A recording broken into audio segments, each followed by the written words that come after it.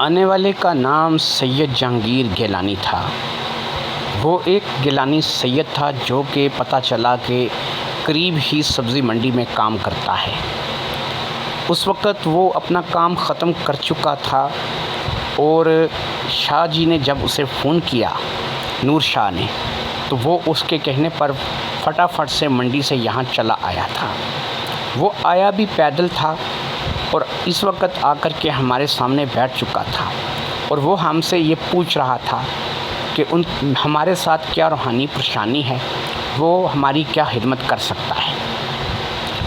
हम लोग थोड़े से उलझ गए थे उसका हुलिया देखकर। हमें ऐसा लग रहा था कि ये तो एक बिल्कुल आम सा इंसान है। उसकी शेव बड़ी हुई थी लेकिन उसके चेहरे पर कोई दाढ़ी नहीं थी, लेकिन वो बड़े इत्मीनान के साथ हमारा मसला हल करने के बारे में पूछ रहा था। मैंने शिराज़ी को इशारा किया जिसका मतलब ये था कि ये भी कोई 2 नंबर बाबा मालूम होता है। अगर हुआ तो थोड़ी ही देर में कली खुल जाएगी और पता चल जाएगा, लेकिन अब क्या होगा या क्या नहीं होगा ये तो वक्त बताएगा। बहरहाल हम कुछ बोलते, नूर शाह ने उसके सामने वो बातें करनी शुरू कर दी जो कि हम सबक के बारे में बता चुके थे। सारी बात को गौर से सुनने के बाद उस शख्स ने कहा, यानी जो हमारे पास बैठा था जिसका नाम जहांगीर गिलानी था, उसने कहा कोई बात नहीं शाह जी, ये मसला हल हो जाएगा। है तो बहुत ख़तरनाक, लेकिन फ़िक्र ना करें, इंशाअल्लाह ये मसला हल हो जाएगा। अब हमने कहा अभी कैसे हल हो जाएगा, हमें तो भी तो कुछ पता चले कि ये मसला जो है जिसने हमारी जान जोखिम कर रखी है, जिसके लिए हम इतने परेशान हैं, तो ये मसला कैसे हल हो जाएगा।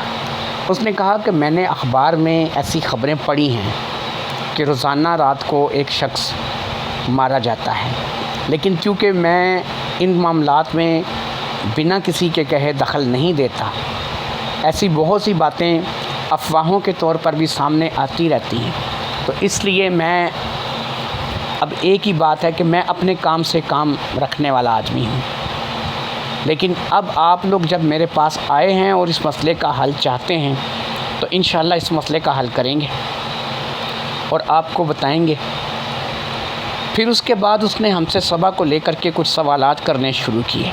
हम उसके सवालात के जवाब देते रहे और इसी तरीके से हमारी वो नशस्त ख़त्म हो गई। उसने हमें कहा कि ठीक है, अगर आप सभा का ख़ात्मा चाहते हैं, मुझे 2 से 3 दिन की मोहलत दें।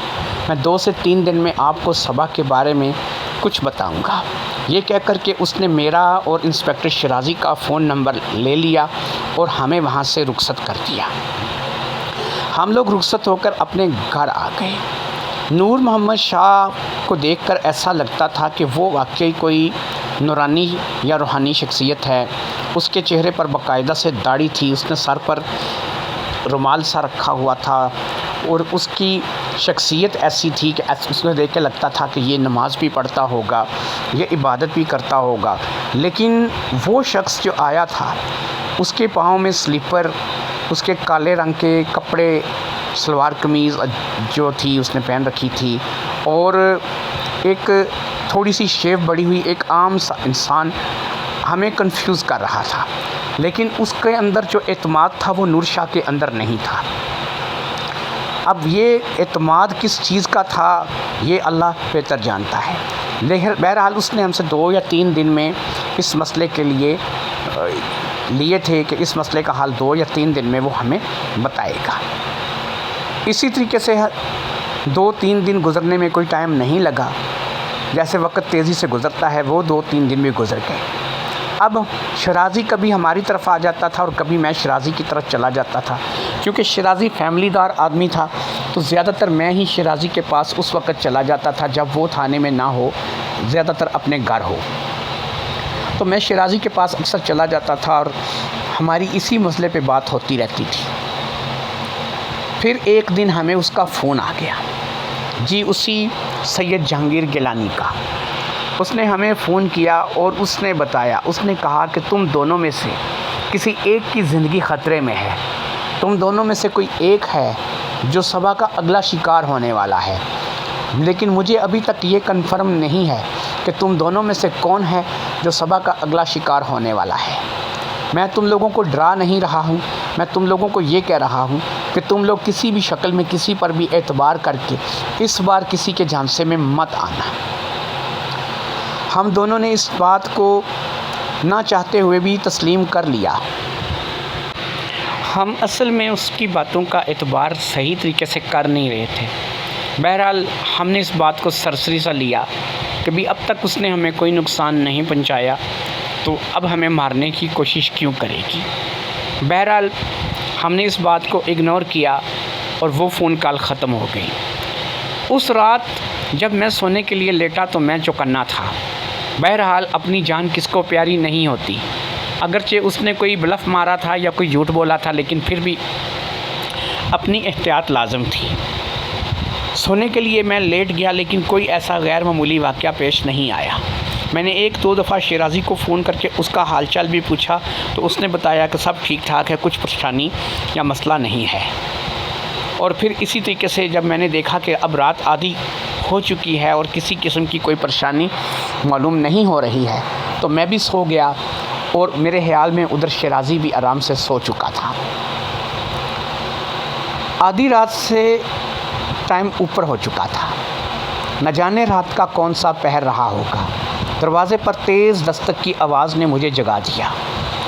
मैं अपने कमरे से उठा और मैंने उठते साथ ही एक लाठी को अपने हाथ में पकड़ लिया, क्योंकि मुझे डर था कि ये ना हो कि जैसे ही मैं दरवाज़ा खोलूं मुझ पर हमला हो जाए। मैंने मेन गेट के पास जाकर के चलाकर पूछा कौन है, लेकिन बाहर से किसी किस्म की कोई आवाज़ नहीं आई। मैंने एक दफ़ा फिर पूछा कौन है, लेकिन फिर कोई किसी किस्म की आवाज़ नहीं आई। अब की बार मैंने आगे बढ़कर के दरवाज़े की कुंडी खोलकर दरवाज़ा खोलना मुनासिब समझा। अपनी लाठी को जो कि मैंने उठा ली थी, मैंने बड़ी पक्के से हाथ में पकड़ रखा था और इस लाठी को मैं उसके सर में मारने वाला था जो भी पहली बार में मेरे सामने आ जाता है। क्योंकि इस वक्त रात के आधी रात से ज़्यादा टाइम था, मेरे ख्याल में 2 से 3 बजे का टाइम था, तो इस वक्त कौन हो सकता था। लेकिन एक दफ़ा दरवाज़ा खोलने से पहले मैंने शिराज़ी को फ़ोन करना मुनासिब समझा। पूरी बेल गई, लेकिन शिराज़ी ने फ़ोन को अटेंड नहीं किया। जब मैंने 2 से 3 मरतबा ये कोशिश करके भी देख ली और कहीं से नंबर अटेंड नहीं हुआ, तो अब मैंने मोबाइल को दोबारा जेब में डाला, लाठी को हाथ में ज़ोर से पकड़ा और अपने मेन गेट की कुंडी को खोलने लगा। मैंने मेन गेट की कुंडी को जैसे ही खोला, मेरे हाथ जिसमें लाठी थी वो कँपाने लगे, क्योंकि सामने वाक़या ही में सबा खड़ी थी। वही मासूम सी मुस्कुराहट, वही मासूम सी बच्ची 14-15 साल की उम्र में, उसी जीन्स और उसी टी शर्ट में। तो मुझे देखकर वो मुस्कुरा रही थी और उसने मुझे कहा, क्या बात है, आप इस कदर डर क्यों रहे हैं। तो मैंने कहा कि नहीं, ऐसे ही, मैं तो बस, तो आपने तो हाथ में लाठी भी पकड़ रखी है, शायद मुझे मारने का इरादा। मैंने कहा नहीं, असल में इस वक्त रात को कोई आता नहीं है, तो तुम आई तो मैंने समझा ये ना हो कोई चोर हो, तो इसलिए मैं लाठी पकड़ कर ले आया था। तो शायद अगर कोई चोर होता तो मैं उसे मार भी देता। उसने कहा अंदर आने के लिए नहीं कहेंगे। मुझे उस शख्स की जहांगीर गिलानी की बातें दिमाग में घूमने लगी। मैंने कहा ठीक है, आ जाओ अंदर। अब मैं क्या कर सकता था, उसके सामने आते ही मेरी सारी अकड़-फूं ख़त्म हो चुकी थी। मैं उसका मुकाबला नहीं कर सकता था। शायद वो मेरे सामने आते ही कोई ऐसा सहर करती थी कि जिससे मैं उसके काबू में चला जाता था। वो अंदर आ गई और फिर उसी कमरे में आ गई जिस कमरे में वो पहली बार सोई थी। मैं भी उसी कमरे में आ गया। मैंने डरते डरते उससे पूछा, सबा खैरियत तो है, तुम इस वक्त यहाँ आधी रात को। तो उसने कहा फ़िक्र मत करें, बस थोड़ी देर नींद आ रही थी, सोने के लिए आई हूँ, सुबह चली जाऊँगी। मैंने कहा हाँ क्यों नहीं, तुम ऐसा करो कि तुम जाकर उधर चारपाई पे लेट जाओ और मैं इधर सोफ़े पे सो जाता हूँ। उसने कहा ठीक है, मुझे नींद आ रही है, मैं वैसे भी सोना चाहती हूँ। ये कह कर के वो चारपाई के ऊपर जाकर के लेट गई। मैंने उसे कहा कि लाइट बंद नहीं करूँगा, लाइट जलती रहने दो, मुझे थोड़ा सा अजीब सा महसूस हो रहा है। उसने कहा ठीक है, ये आपकी मर्ज़ी है, बंद करो या ना करो, लेकिन आप भी सो जाओ, मुझे नींद आई है, मुझे सोने दो। ये कहकर वो सोफ़े पर लेट गई और थोड़ी ही देर में उसके खर्राटों की आवाज़ कमरे में गूंजने लगी। मैं सोफ़े पर लेट चुका था। इनफैक्ट ऐसे लेटा हुआ था कि मैंने सोफ़े के साथ आसरा ले रखा था। मतलब मैं सोने की पोजीशन में नहीं था, ना मैं सोने के मूड में था। मैंने जो नींद करनी थी कर ली थी। अब मैं सारी रात जाग कर ही गुजारना चाहता था, क्योंकि मैं सोकर इससे अपना दिल निकालने का मौका नहीं दे सकता था। मेरे अंदर से एक बार एक आवाज़ आ रही थी कि अगले शिकार तुम भी हो सकते हो, तुम भी हो सकते हो। लिहाजा वो रात मैंने सोफ़े पर बैठ कर के गुजार दी, लेकिन सुबह तक उसने मेरा दिल नहीं निकाला और ना ही उसके अंदर की चुड़ैल जागी। वो सुबह उठी तो उसने नाश्ता तलब किया। मैं किचन में चला गया, मैं नाश्ता बनाने लगा।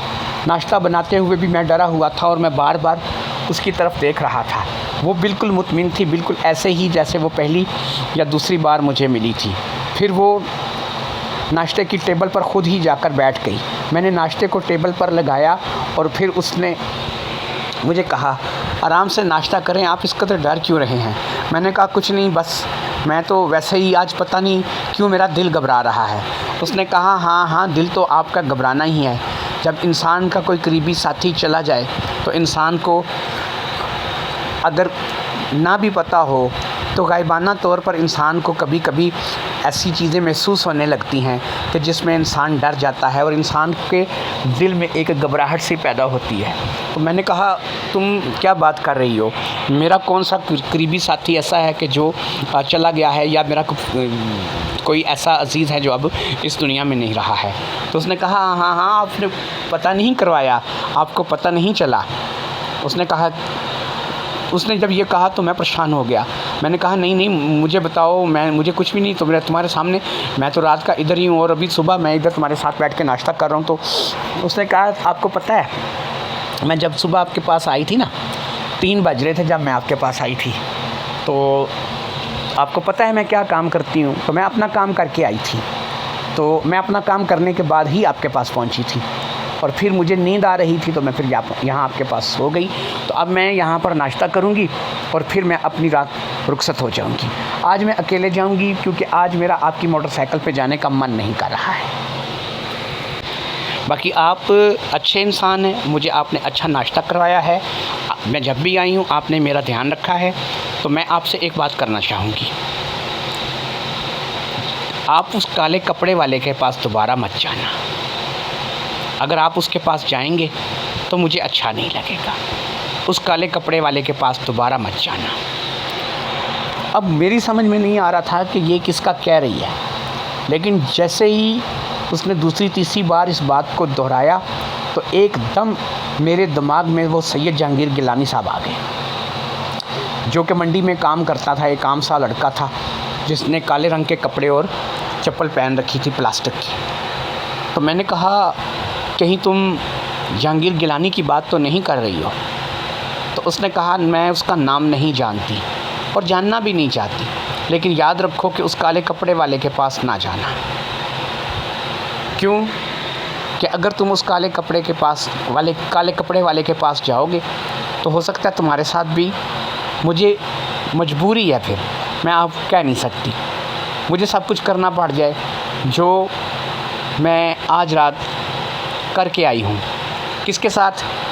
तुम्हारे अपने अज़ीज़ के साथ, तुम्हारे अपने करीबी के साथ। मैंने कहा मुझे बताओ क्या किया है तुमने आज रात, जब तुम आई हो तो क्या करके आई हो, किसके साथ करके आई हो? उसने कहा हाँ, आपको अभी तक इत्ला नहीं है क्योंकि मैं तो यहाँ हूँ और आपको इत्ला अभी तक मिलेगी भी कैसे? आप यहाँ से बाहर निकलेंगे, किसी से सुनेंगे, किसी को कॉल करेंगे, दफ्तर जाएंगे, तो तभी आपको पता चलेगा ना। बहरहाल मैं आपको बताऊं कि आज रात जो मैंने दिल निकाला है वो दिल किसी और का नहीं, आपके दोस्त अहमद शेराज़ी का है। मैंने आज रात अहमद शेराज़ी को मार दिया है। मेरे पाँव के नीचे से ज़मीन निकल गई, मैं गिरते गिरते बचा। मैंने कहा सबा तुमने अहमद शेराज़ी को मार दिया? उसने कहा हाँ। तुम्हें पता है वो भी बदनीयत आदमी था, उसकी अपनी बीवी भी थी, लेकिन इसके बावजूद भी उसने मुझ पर नज़र रखी। उसकी सज़ा तो उसे मिलनी थी, जो मैंने उसका दिल उसके सीने से निकाल कर उसे दे दी। याद रखो, जो भी मुझ पर गलत नज़र डालेगा उसका यही अंजाम होगा।